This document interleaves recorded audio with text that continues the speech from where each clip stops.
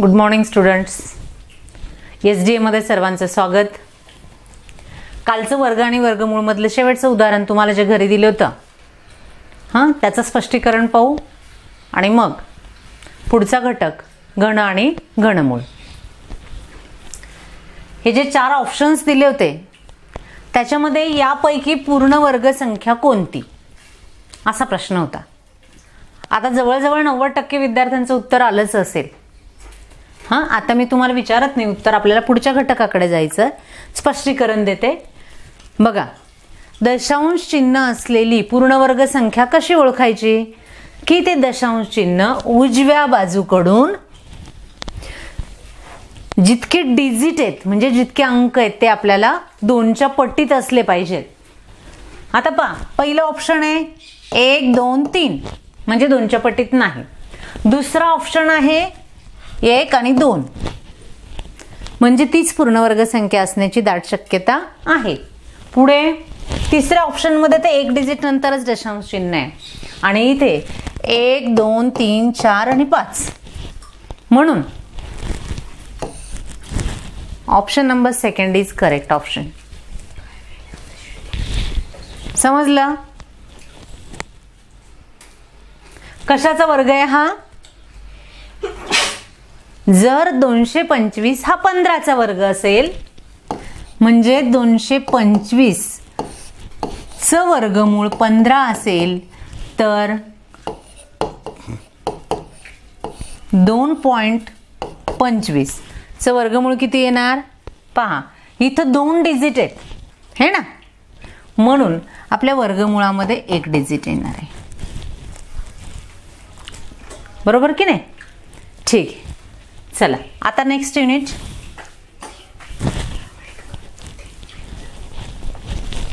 घन आणि घनमूळ.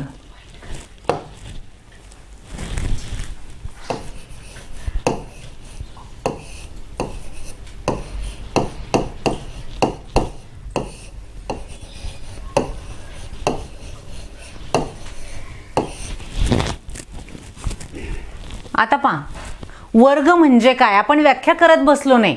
डायरेक्टली वर्ग म्हणजे काय प्रत्यक्ष प्रॅक्टिकली जसं उदाहरण पाहिलं तसंच. घन म्हणजे काय? एखाद्या संख्येचं आपल्याला घन करायचं आहे.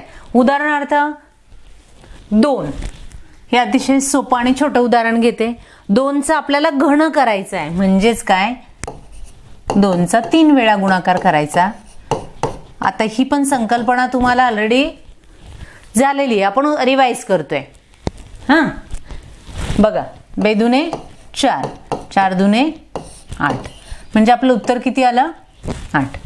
2चा घन 8 आहे. आता ही जी संख्या आहे 2चा घन, याच्यामध्ये 2ला आपण पाया म्हणतो आणि 3ला घात किंवा त्याचा घातांक. समजलं? आता आपल्याला किमान 1 ते 10 संख्यांचे घन प्रत्येकाला माहीत असावेच लागतात. माहीत असणं म्हणजे तुम्ही म्हणाल मॅडम पाठ करायचे का? नाही, आपल्याला ठराविक आयडियाने ते लक्षात ठेवायचे किंवा वारंवार जर घन लिहिण्याचा आपण सराव केल्यास. घन लिहिण्याचा सराव करणे म्हणजे काय? 1चा घन काय आहे लिहा, तो सहज येतो आपल्याला. 2चा घन येतो, 3चा येतो. थोडीशी संख्या मोठी गेली किंवा आपल्याला कदाचित तो तोंडी सांगता येत नाही, पटकन गुणाकार करून पाहायचा.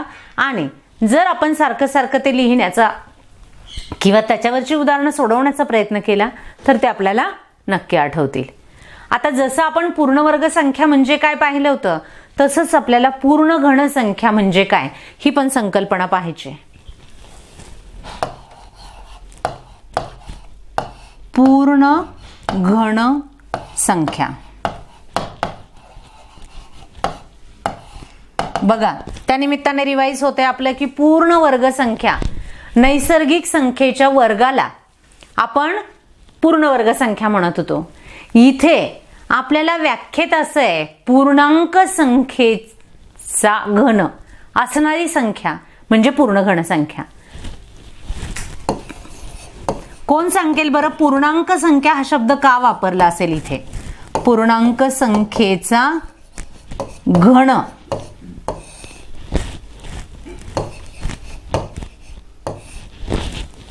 पूर्णांक संख्येचा घन असलेली संख्या म्हणजे पूर्ण घन संख्या. येईल सांगता? बघा, समजा आपण 2चा घन केला 8 आला, बरोबर. आता आपण -2चा घन करू. ह्या दोन्हींचा गुणाकार काय येईल बाळांनो? बेदुने 4 आपल्याला माहिती आहे. दोन्हीही निगेटिव्ह नंबर असल्यामुळे त्यांचा प्रॉडक्ट किंवा गुणाकार हा पॉझिटिव्ह येईल. आणि त्याच्यानंतर त्याला मल्टिप्लाइड बाय हे 2 घेणार आपण, -2. म्हणजे याला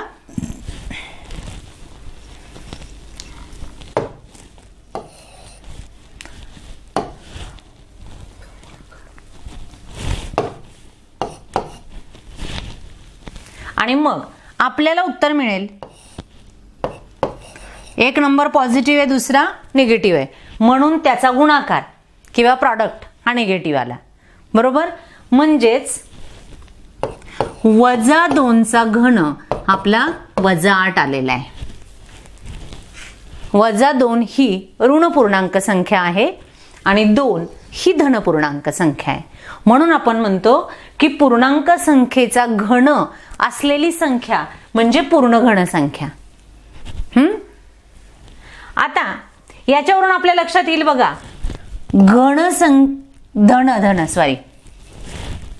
धन संख्या जर घेतली तर तिचा घन जे उत्तर आलेले ते काय आहे? धन, बरोबर. आणि -2 आपण विचारात घेतलेत, ऋण, त्याचा घन केल्यानंतर आलेले उत्तर काय आहे? ऋणच आहे. म्हणजे समजलं तुम्हाला? धनसंख्येचा घन हा धन असतो आणि ऋणसंख्येचा घन हा ऋण असतो.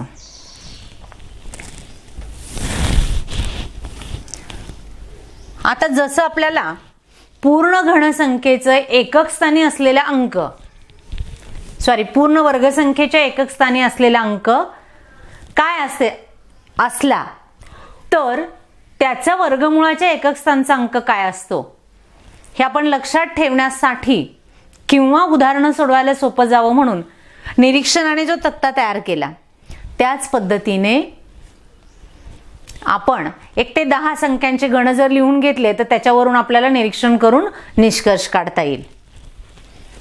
बघा,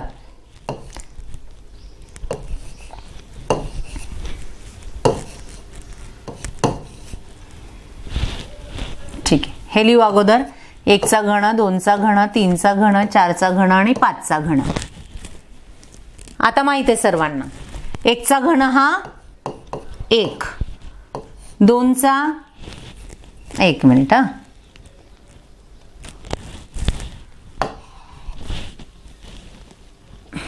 1चा घन 1, 2चा घन 8, 3चा घन 3 त्रिक 9 त्रिक 27. कोणाला असं वाटलं की मॅडम दाखवा कसा आला घन सोडून, तर इतकी गरज नाही, तुम्हाला गुणाकार करता येतो. एखादी जी संख्या आहे तिचा 3 वेळा गुणाकार करणं म्हणजे घन काढायचा, बरोबर. आता 4चा घन 64, 5चा घन 125. त्याच पद्धतीने 6, 7, 8, 9 आणि 10चे घन लिहू आपण. पहा, 6चा घन 216, बरोबर आहे का?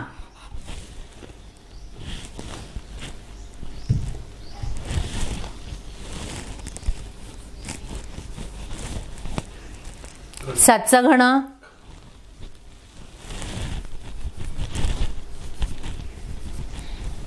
आपण घन काढतोय. हा, आता 7चा घन 343, बरोबर आहे का? बघा, काही जण गुणाकार करून बघा साइड बाय साइड, मॅडम बरोबर लिहितात की नाही. हा, 8चा घन 512, 9चा घन 729 आणि 10चा घन 1000, बरोबर. आता या पूर्ण घन संख्या मी पिवळ्या अक्षरात लिहिलेल्या आहेत. हां, पूर्ण घनसंख्या, त्यांचं एकक स्थान पहा.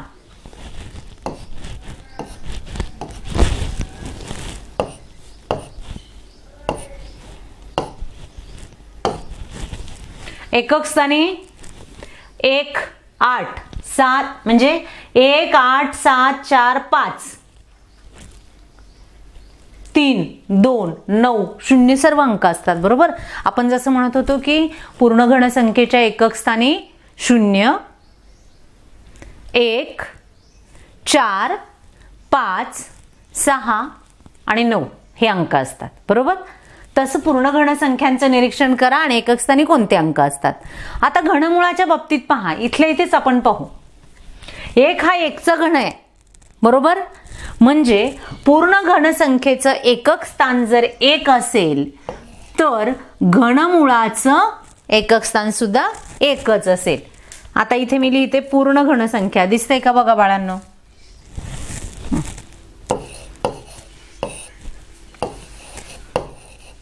पूर्ण घनसंख्येचं एकक स्थान आणि इथे घनमूळ, घनमुळाच्या एकक स्थानी 1 असण्याची शक्यता आहे. जेव्हा पूर्ण घनसंख्येचं एकक स्थानी 8 आहे. बरोबर. आता ही एकच संख्या आपण विचारात घेतली, एक अंकीच, तर तिचं घनमूळ पहा किती आहे, 2. बरोबर. पूर्ण घनसंख्येच्या एकक स्थानी जर 8 असेल तर घनमुळाच्या एकक स्थानी 2 आणि पूर्ण घनसंख्येच्या एकक स्थानी 7 असेल तर घनमुळाच्या एकक स्थानी 3. बाकी इथं बघा 4, 4, 5, 5, 9, 9, 6, 6 आणि 0, 0. म्हणजे पूर्ण घनसंख्येच्या एकक स्थानी 4 असेल तर घनमुळाचं एकक स्थान 4च. त्याचप्रमाणे 5चं पण आहे. 4, 5, 6, 9 आणि 0. आणि 1चे उदाहरण घेतलं तर तसंच. बरोबर. 1, 1 एकक स्थानी 1 असेल तर घनमुळाचं एकक स्थान 1च असेल. मग बदल कुठे आहे फक्त,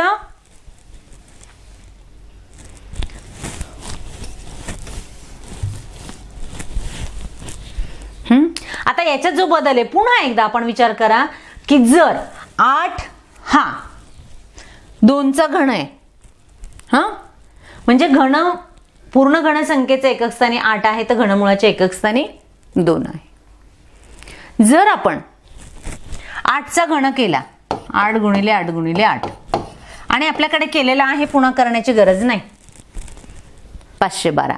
म्हणजे पूर्ण घनसंख्येच्या एकक स्थानी जर 2 असेल तर घनमुळाच्या एकक स्थानी 8 असतो.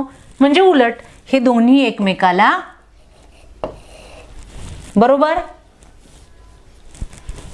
अल्टर होऊ शकतात. त्याचप्रमाणे 3 आणि 7चं देखील आहे. पहा 7चं घन केला तेव्हा आपल्याला 343 मिळाला एकक स्थान, आणि जेव्हा आपण 3चा घन केला होता 27 एकक स्थानांचा विचार करा. आता ह्या गोष्टी आपल्याला लक्षात ठेवायच्या आहेत. आता याच्या पुढे जाऊन आपल्याला घनमूळ काढणे हे पाहायचंच आहे आणि दशांश चिन्ह असलेल्या संख्येचा घन आणि घनमूळ.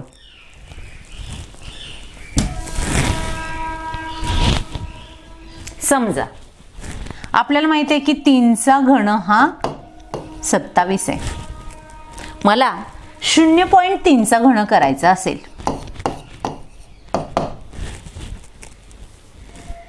किती येईल बघा बरं, प्रयत्न करा, सांगा. जमणारच आहे तुम्हाला, तुम्ही हुशार मुलं आहात. शिवाय काहींचा झालेला पण आहे सराव.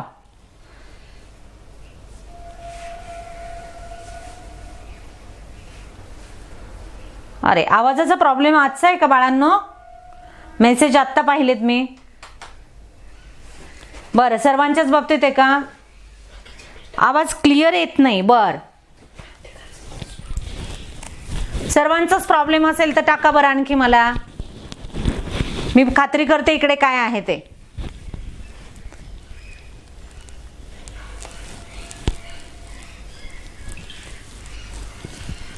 बरं, दोघांचा आलाय मेसेज, भैरवी आणि काजल. बरं, आणखी कोणाकोणाला आवाज येत नाही? 1-2 जणांनी मेसेज टाका म्हणजे. हां, आवाज येत नाही. बर. नाही, बऱ्याच जणांना येत नाही. ठीक आहे, मी खात्री करते काय प्रॉब्लेम आहे. आता येतोय का बघा. आवाज येत असेल क्लिअर तर मेसेज टाका हो म्हणून, म्हणजे मला पुढे जायला.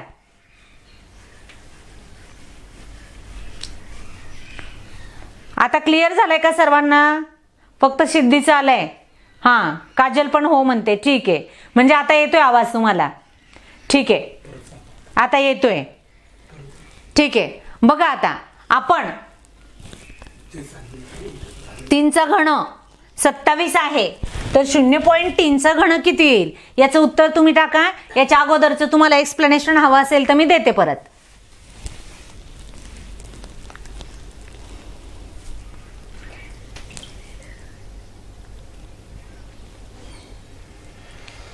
.027.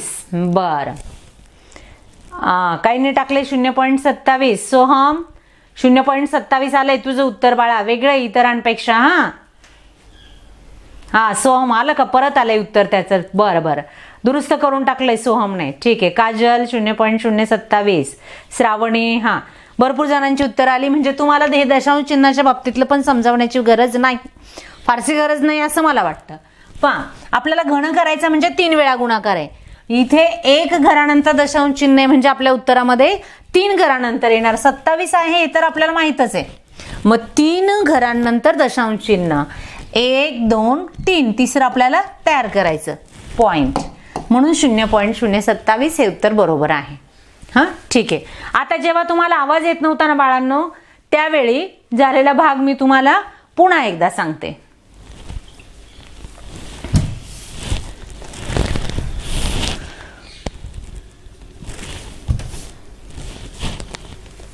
बघा, गरज आहे ना हे सांगण्याची का? बोर्ड पाहून समजलं असेल तर हो टाका. हे स्पष्टीकरणाची गरज असेल तर टाका बरं मला, म्हणजे मग आपल्याला पुढे जायला. नाही, बर, समृद्धी पण नाही म्हणते. हां, नाहीये गरज, बरेच जण नाही म्हणतात. ठीक आहे, काय हरकत नाही. आता यस वाला कोणी असेल तर स्पष्टीकरण करते, नाही तर सर्वजण नाही म्हणतात. हां, बरं, त्यावेळेला आवाज आला होता. ठीक आहे, काय हरकत नाही. जाऊ पुढे आपण.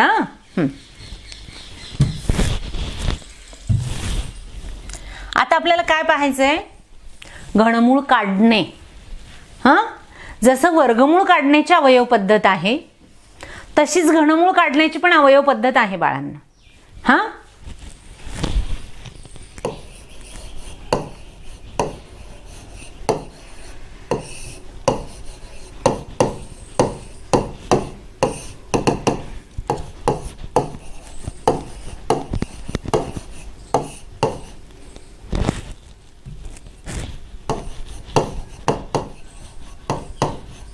आता अवयव पद्धत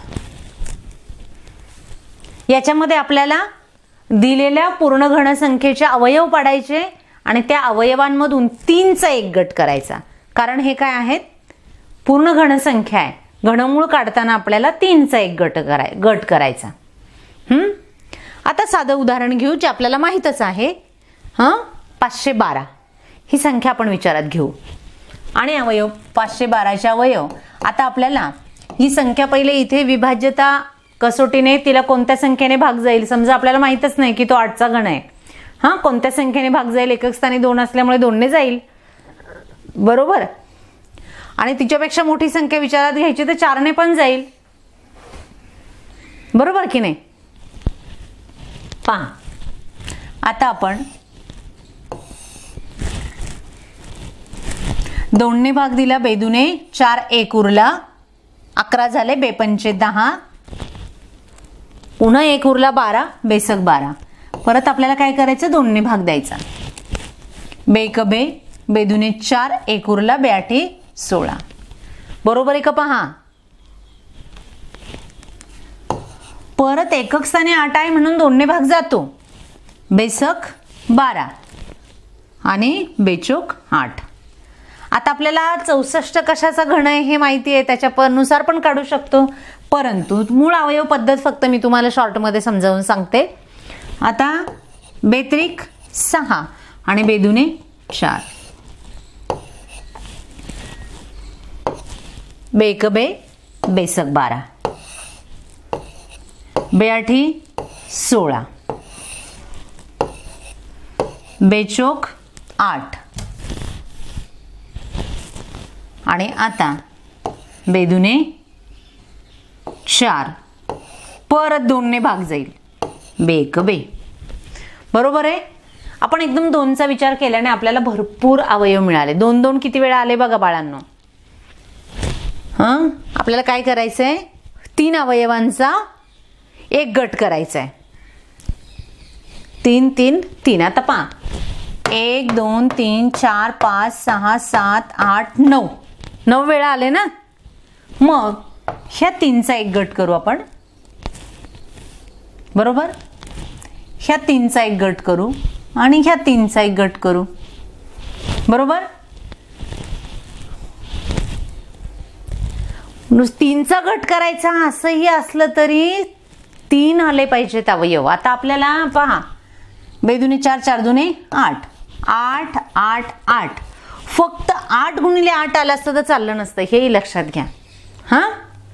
8 गुणिले 8 गुणिले 8. मग समजलं की 512चं घनमूळ बरोबर असं लिहितो आपण. घनमुळात 8 गुणिले 8 गुणिले 8 आणि 3 वेळा आहे घनमूळ काढतोय म्हणून त्याचं उत्तर आलं 8. ही झाली आपली मूळ अवयव पद्धत. जशी वर्गमुळाला आपण काल एक ट्रिक पाहिली होती पहा, एकक स्थानच्या अंकाचा विचार करून, तशीच घनमुळाच्या बाबतीत पण आहे. आपण एक उदाहरण घेऊ.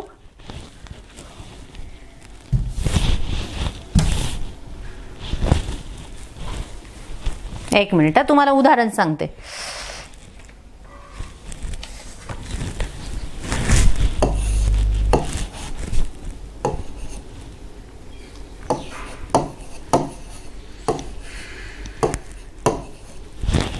याचं आपल्याला घनमूळ काढायचं आहे. आपल्याला दिलेली संख्या कोणती आहे? 238 328. आता अंक तुम्ही एकक दशक याच्यानुसार ती संख्या वाचली तरी चालेल. आता जर एकक स्थानी 8 असेल तर घनमुळाच्या एकक स्थानी किती येईल बरं? पूर्ण घनसंख्येचे एकक स्थान 8, घनमुळाच्या एकक स्थानी 2. आणि हे लक्षात घ्या की 8 अधिक 2 बरोबर 10, 7 अधिक 3 बरोबर 10. हे जे अल्टरनेट आहे ना, घनाच्या आणि घनमुळाच्या एकक स्थान, त्या दोघांची बेरीज 10 येते. वर्ग आणि वर्गमुळासारखीच, म्हणजे 2 असेल. याचा अर्थ एकक स्थानी आपल्याला 2 मिळाले. आणि आपण वर्गमुळात काय करत होतो बाळांनो? एकक स्थानाचा विचार केल्यानंतर हे 2 अंक आपण कॅन्सल करत होतो आणि उरलेल्या संख्येचा विचार करत होतो. आता आपल्याला हे 3 कॅन्सल करायचे एकक स्थानाच्या. म्हणजे बघा, एकक दशक आणि शतक. का तर आपण तो गुणाकार जर केला 3 वेळा तर आपल्याला हे 3 अंक मिळणार आहेत. म्हणून आता उरलेले 3 अंकांचा विचार करायचा. 238. 238 मधून वजा होणारी मोठ्यात मोठी पूर्ण घनसंख्या शोधायची. आताच आपण 1 ते 10 संख्यांचे घनट घेतलेत. बरोबर. कोणती आहे मग ती? 216. बरोबर. 238 मधून वजा होणारी मोठ्यात मोठी पूर्ण घनसंख्या 216. ती कशाचा घन आहे? 216 कशाचा घन आहे? तर 6. आणि म्हणून आपल्या याचं घनमूळ आलं 62. समजलं? आता आपल्याला ह्याच्यावर विचारली जाणारी उदाहरणं घ्यायची, त्याचा थोडा आपण सराव करू. आता तुम्ही या पद्धतीने कमीत कमी वेळामध्ये उत्तर काढू शकता. तुम्हाला प्रश्न देते. ही संख्या कोणत्या संख्येचा घन आहे? आणि तुम्हाला पर्याय देते.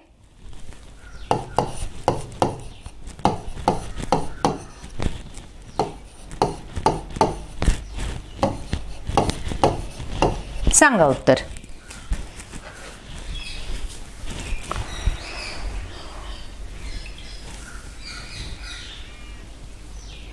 वा वा वा वा, शाबास, व्हेरी गुड. भरपूर जणांची उत्तर आले.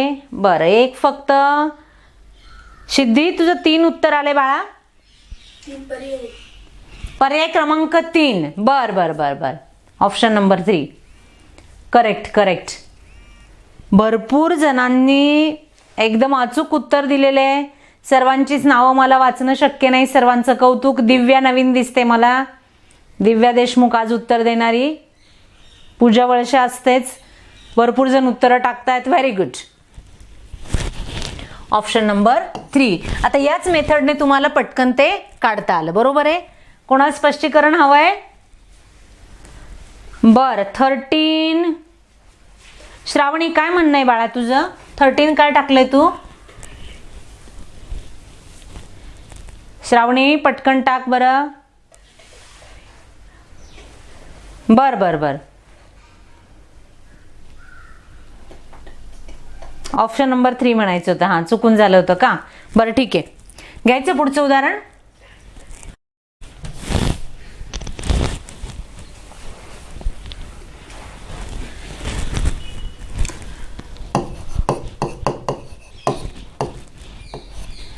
बघा, 8च्या वर्गाचं घनमूळ आणि 4च्या घनाचं वर्गमूळ याचं उत्तर किती येईल? आणि तुम्हाला मी ऑप्शन्स देते बाळांनो, सोडवायला सुरुवात करा.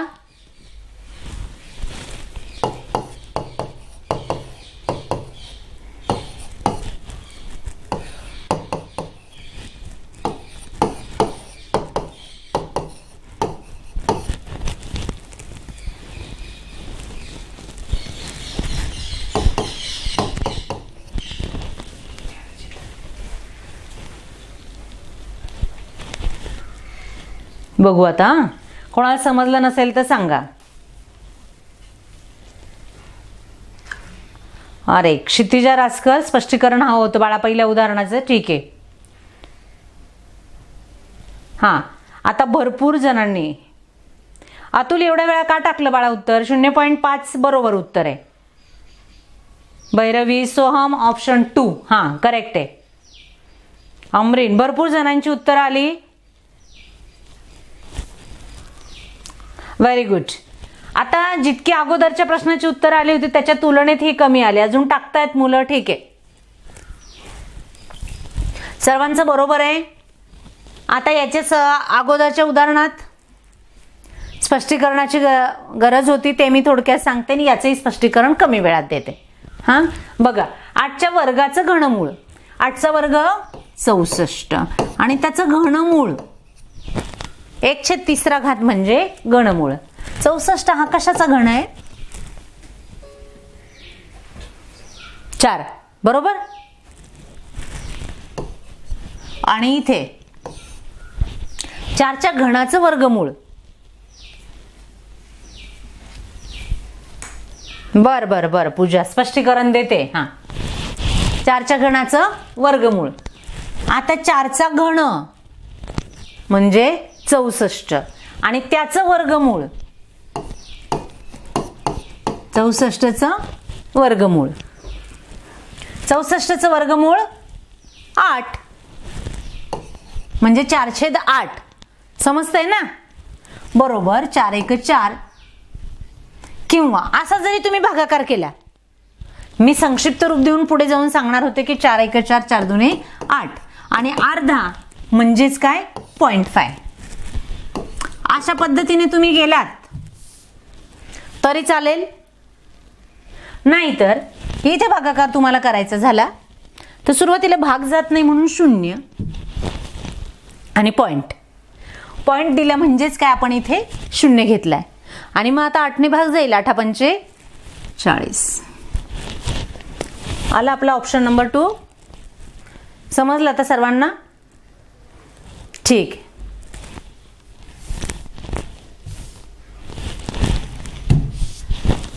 घ्या पुढचं उदाहरण.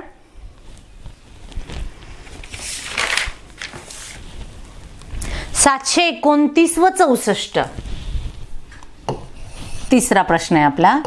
729 व 64 यांच्या घनमुळांच्या वर्गमुळांची बेरीज किती? पहा बरं का, यांच्या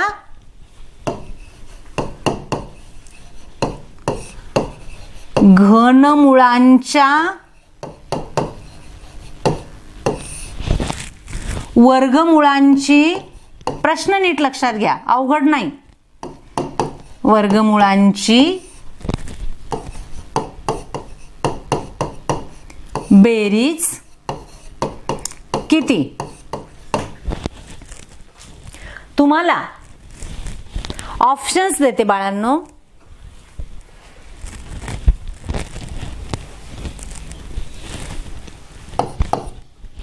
बरं ठीक आहे, आता ऑप्शन देण्यापेक्षा आपण डायरेक्ट सोल्युशन कडे जाऊ. हा, 729 व 64 यांच्या घनमुळांचे. आता घनमुळात 729, याचं उत्तर किती येईल ते पहा. 729, हा आली उत्तर. वा वा वा वा, व्हेरी गुड. हां, छान, शाबास, भरपूर उत्तर आलीत. तरी पण एखाद दुसऱ्याला स्पष्टीकरणाची गरज भासते म्हणून आपण थोडक्यात सांगू आणि मग पुढे जाऊ. 729 हा 9चा घन आहे आणि 64 हा 4चा घन आहे. आता याचं वर्गमूळ काढायचं. तर वर्गमुळात 9 अतिशय सोपं, वर्गमुळात 4 ते पण सोपं, आणि ह्या दोघांची बेरीज झाली 5. समजलं? प्रश्न जरी मोठा होता पण तो खूप सोपा होता, फक्त अर्थ समजून घ्यायचा आणि सोडवायचं. घेऊ आपण आता पुढचा प्रश्न.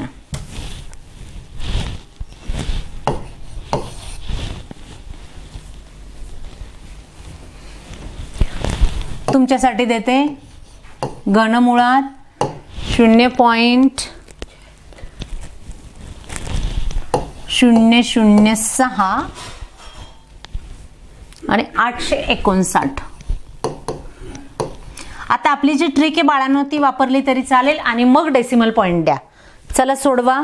तुम्हाला ऑप्शन देते 1.9, 0.19, third option 0.019 and fourth option 19. चला, तुम्ही ऑप्शन कडून जरी गेलात तरी चालेल. हा, ज्याला जी पद्धत सोपी वाटेल. बर, ऑप्शन नंबर 3 किंवा 0.19 बऱ्याच जणांचं उत्तर आलंय. काहींचं ऑप्शन नंबर 3 बघा हे आलंय, काहींचं हे उत्तर आलंय. बघू आता आपण. ऑप्शन नंबर 3 आलंय बऱ्याच जणांचं. हां, आता ज्यांना समजलं नाही त्यांनी टाका बरं.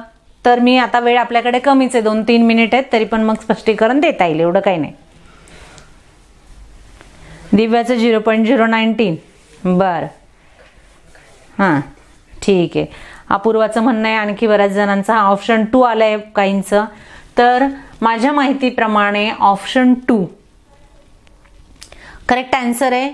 कसं येतं पहा, की आपल्या मेथडने जर आपण गेलो बरोबर, 9 हा युनिट प्लेसला म्हणजे एकक स्थानी 9 नक्की असणार आहे. हे 3 अंकांचा विचार सोडा.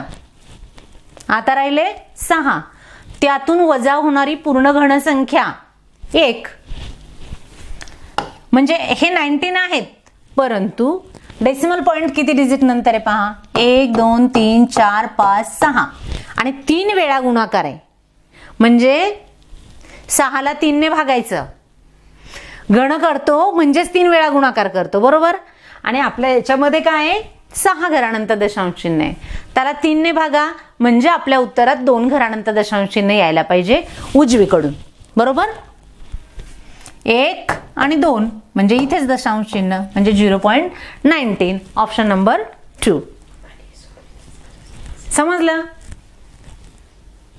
ठीक आहे, घ्यायचा एक प्रश्न, वेळ बघू आपण. बरं, होईल की नाही, नाही तर तुम्ही सोडवा प्रश्न. 1 मिनिट आहे बाळांनो, पुढचा प्रश्न काही होणार नाही असं मला वाटतं. ठीक आहे, थांबू आपण. धन्यवाद.